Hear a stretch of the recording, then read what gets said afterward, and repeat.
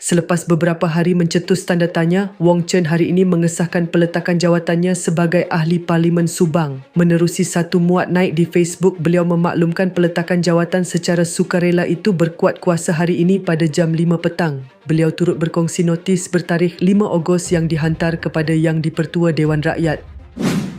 Pada 5 Ogos, saya telah bertemu dengan Yang di-Pertua Dewan dan menyerahkan surat peletakan jawatan saya sebagai Ahli Parlimen yang berkuat kuasa pada 10 Ogos jam 5 petang. Ini adalah bagi memberikan tempoh 3 hari bekerja kepada pegawai-pegawai Parlimen untuk membuat persiapan berhubung kekosongan kerusi Parlimen Subang. Kami telah mencapai persetujuan secara Gentleman's Agreement untuk tidak mendedahkan sebarang butiran sehingga 10 Ogos jam 5 petang. Kami juga akan menggugurkan gelaran kehormat yang berhormat daripada semua papan iklan, papan tanda dan surat menyurat kami menjelang bulan hadapan, katanya sambil memaklumkan satu sidang media akan diadakan jam 11 pagi Rabu ini.